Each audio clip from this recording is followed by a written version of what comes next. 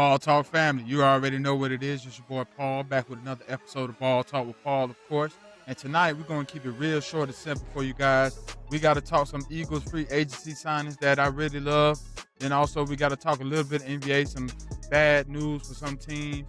Then we got to talk men's and women's March Madness that's going on. So stick with me, guys. Let's get right into it tonight.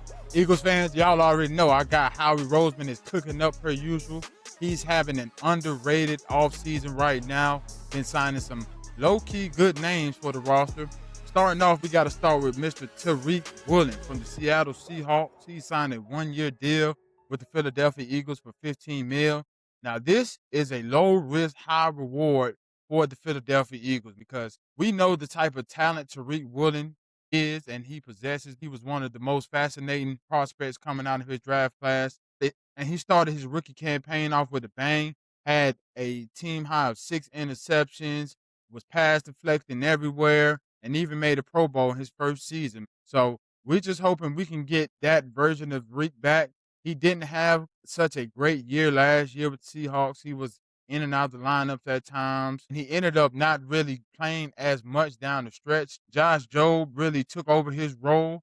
But later on in the postseason, Reek made a comeback, man. He was all over the field, making good tackles, making good plays, and he ended up earning his spot back for the postseason run and earned himself a Super Bowl ring with the Seahawks last year. So I am very interested and excited about this pickup. I can't lie. The thought of him, Quinyon Mitchell, Cooper DeJean in one secondary, man, that just gets the blood going. If we can get Reek to really lock back in and really key in on the wide receiver twos that he will be facing, I think this could be a great pickup for us. Reek Woolen, he is one of the best man coverage corners in the league. It was Reek, Quinyon, and Cooper who had some of the best one-on-one coverages by PFF last year. So I'm excited to see if he can continue that success, especially since the Eagles, we love to play a lot of man coverage, and that is Reek's strong suit. So I'm expecting him to really turn his career around and get things back going with us. So look out for Tariq Woolen with the Philadelphia Eagles this upcoming season. Can't wait to see you ball. Another big-time name with a big-time game, Mr. Keith, a.k.a. Hollywood Brown, is joining the Philadelphia Eagles on a one-year deal as well. I am extremely intrigued by this pickup as well. We all know Marquise has been around the league. He's been with the Ravens, been with the Chiefs, and now he's been with the Eagles. So we know the type of talent that he possesses because we've seen him with some of the best quarterbacks in the league, such as Lamar Jackson and Patrick Mahomes. We know that he's that deep ball home run hitter threat ability. He also has some of the best wheels in the NFL. So for the Eagles to add Hollywood as a number 3 wide receiver is an incredible steal for us because we already know what A.J. Brown possesses on the outside, a big body receiver who's physical and can do anything with the ball. Devontae Smith, he's also a receiver who can run any route, take the top off of the defense, goes up and grabs any catch, and has the balance of a ballerina on the sideline when it comes to those sideline catches. Now the addition to Marquise Hollywood Brown will bring a different type of element to our offense. Hopefully he will continue to expose the top off of defenses. Also, hopefully we can use him in the screen game, underneath game. And I just think we will have a field day with Hollywood. So I'm excited to see. He also has some great praise for our quarterback, Jalen Hurts, calling him one of the best vertical deep passers in the league, which real Eagles fans know that is very true because Jalen just throws a pretty ball that just falls right into your lap 9 times out of 10. So with the addition of Hollywood, I think the Eagles have the best trio in the game right now. All of these guys possess number 1 receiver capabilities, and we now have that all on one offense. So this year is definitely going to be exciting to see. Can't wait to see you, Hollywood. I'm glad you joined the Eagles, and let's go get another run at this ring. Arnold Ebiktai from the Atlanta Falcons signed a one-year deal with the Philadelphia Eagles in the offseason. Now, this is an interesting move for sure. Vic Fangio must have had his eye on Arnold because he knows the type of edges that he likes to recruit, and Arnold is a jack of all trades. He can rush the quarterback at a very high level, and then he can also be effective in the ground game as well. So this is a match made in heaven, it seems like, for the Philadelphia Eagles and their defense. I think Arnold would just bring that extra boost off of the edge that we have been lacking the last couple of years. Yeah, we have guys like Jalix Hunt, Nolan Smith, Brandon Graham has been in and out, but We just didn't have a guy that was really explosive and can really just create havoc on that edge. And I think Arnold is the guy that can come in and really set the tone for that style of defense that we're trying to get back to. Hopefully, this will take our pressure off of Jalen Carter and Jordan Davis because they have been getting a lot of doubles on the inside because our edges are not as much of a factor as we would like. So, Arnold, we're expecting you to really bring that thump to the Eagles, brother. You were with the Falcons, and I've heard from some Falcons fans that you were definitely a steal for us. So, hopefully, you turned out to be true. And I just can't wait to see you ball in that midnight green. So, welcome to the Philadelphia Eagles. Another defensive piece added to the Philadelphia Eagles, Mr. Jonathan Jones, cornerback from the New England Patriots. This is definitely a good move, not only for our defense, but for our special teams too. Jonathan is one of the fastest special team guys in the league. He has been known to be a great gunner and somebody who can get down the field and really stop the punt returner from really getting any yards gained. So love to see that because we definitely were missing that in the special team game. And also, he can be a great piece for our cornerback depth. Yes, he's not really a starting cornerback caliber player, but to fill in for guys and to really come in when guys are hurt or if guys are having an off day, I think he would be a great addition for the Eagles. And I'm excited to see him as well.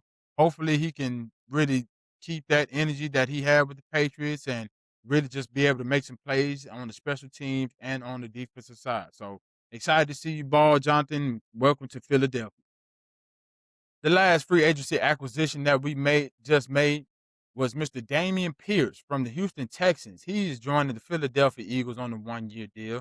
This is another piece that can really be beneficial not only on the offensive side but on the special teams as well. Mean, is a very physical runner, and he's also a runner who knows how to hit the gap and just hit it hard. Not only does that in the backfield on the offensive side, but he does that in the special teams. He has been known to run back kick returns such as 100 yards, 102 yards. So hopefully we put him back there because our kick return game has just not been it. We have not really seen a really special guy since we had Darren Sproles or Deshaun Jackson, those type of guys. And we're really missing that element in Philadelphia. And hopefully Damian can bring that element back. And I know he would be in a crowded running back room with Saquon Barkley and Tank Bigsby, Will Shipley. So hopefully he just continues to learn and grow from these guys and just get better and really just take his game to the next level in the kick return game. So Damian, can't wait to see you ball in that midnight green as well, my man. Welcome to the team. So, Eagles fans, let me know who was your favorite free agency acquisition so far. And let me know, are there really any free agents left that how we should really make that call and go after? Who do you think that we haven't re-signed, we should re-sign? Just let me know in the comments, guys, so I can chime in with you guys and let you know my thoughts on your takes as well. This next topic is not really NFL news, but it is football. So we have to talk about this as well. The Fanatics flag football game went on this weekend, and it was full of stars, full of Hall of Famers, full of guys who really balled out in the NFL world. And also, we had the Team USA flag football team competing against these NFL guys. And man, did they put on the show. Team USA flag football, they outscored the teams, I think either 82 or 83 to 27.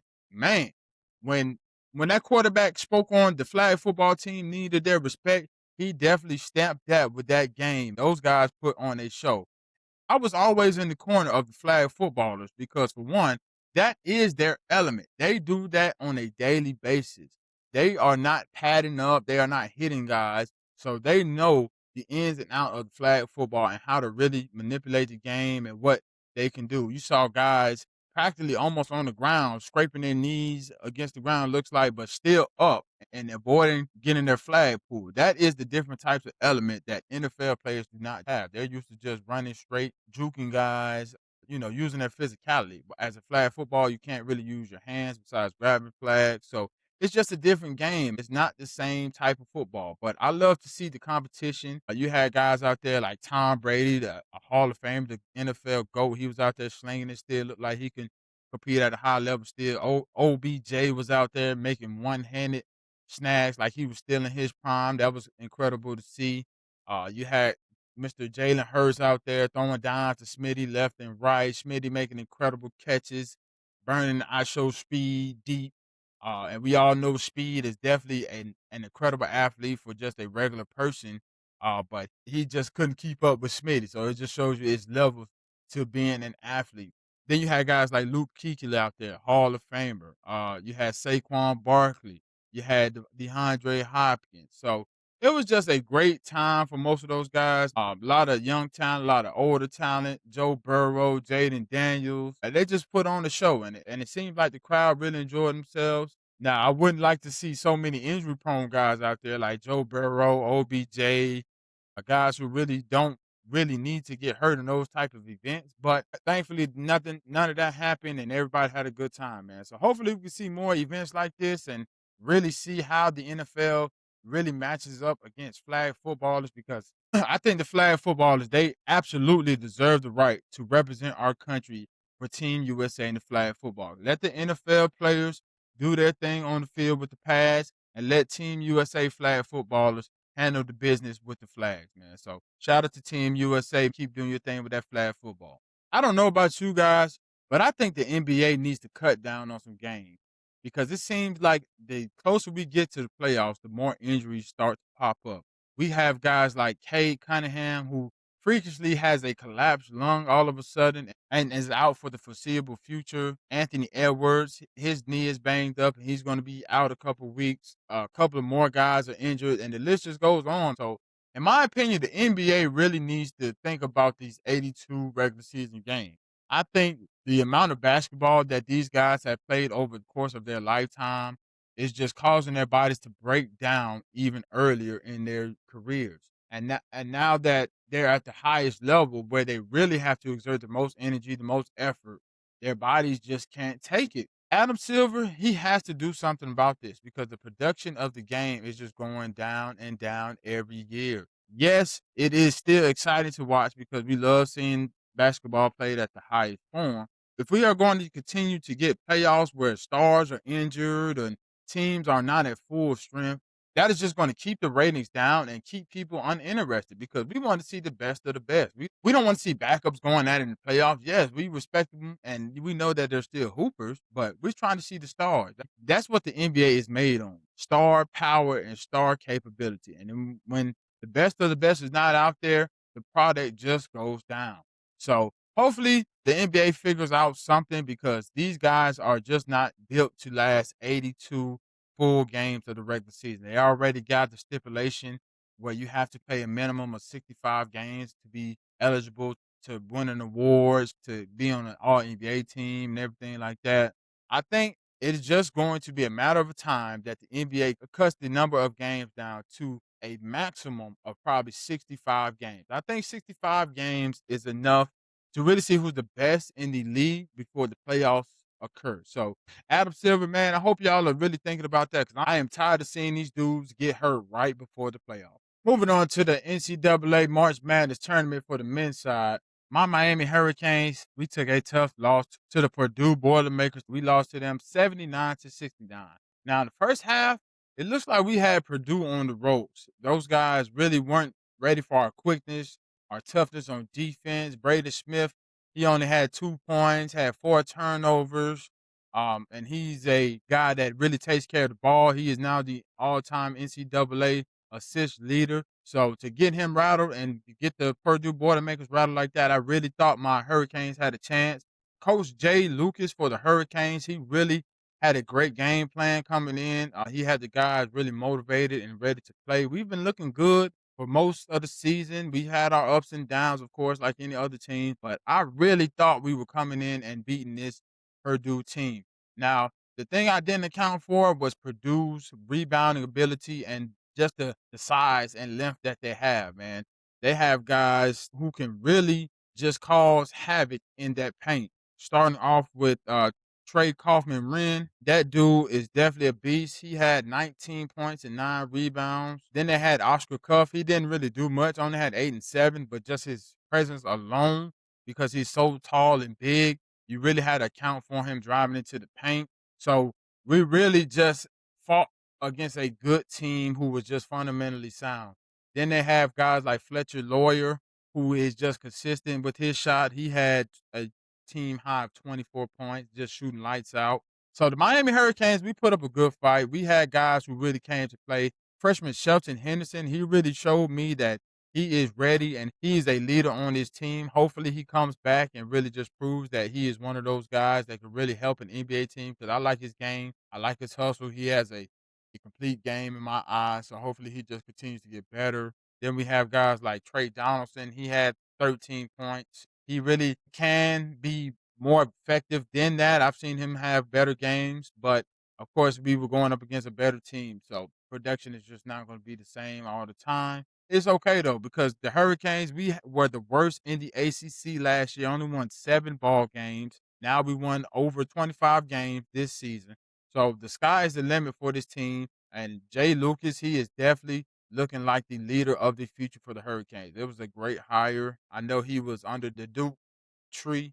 He is looking to implement what he learned there and really bring his style to the Hurricanes and bring his recruits as well. Because I know he stole a couple of the recruits from Duke. So the sky is the limit right now for the Miami Hurricanes, and we look up. So be on the lookout for us next year. For some teams who really have been making a name for themselves in this tournament so far, who really weren't expected to do that much. First, we have the Texas Longhorns. They have been hooping, man. They beat the BYU Cougars in the first round. Then they upset Gonzaga in a major way. They beat them 74-68. So the Texas Longhorns are showing that they are for real. They have the defense that can play with anybody. They have the offensive firepower that can play with anybody, led by Mr. Jordan Pope. He had 17 points against Gonzaga, and they are just playing like a well-oiled machine right now. So you cannot sleep on Texas. Another team who has really been showing that they belong and that they are really serious this year is the Arkansas Razorbacks, led by that boy Darius Acuff Jr. I know it's been a lot of conversation about is Darius the best point guard that John Calipari has ever coached. I know myself, I was kind of skeptical because I'm a big believer that John Wall or Derrick Rose was the best. But from what Darius has been doing, my goodness, you cannot ignore the facts. This dude has been absolutely balling in the tourney. I know he dropped 30 and 11 in the first game. In the last game he played in, he dropped 36. So dude is definitely a hooper. That dude can score from anywhere, knows how to get his team involved, has just an incredible overall game. And I think he should be the #1 overall pick. If I'm an NBA GM, I want a guy who is like Darius, who can give me 30, can give me 11 assists, can give me some great defense, give me some good team chemistry. That is what you want on your franchise, a guy like Darius. Shout out to Arkansas and Darius Acuff. You guys are doing your thing right now, and I'm going to be on the lookout for you to really make a deep run. Hopefully they can get to at least the Elite Eight or the Final Four. St. John's is another team you cannot sleep on, led by their head coach, Rick Pitino. They are just playing great fundamental basketball right now, and they beat Kansas at the buzzer on a game-winning layup with only about 3 seconds left. These dudes are for real, and you better play them as such. They have scoring from every level. They play great defense. They are well coached.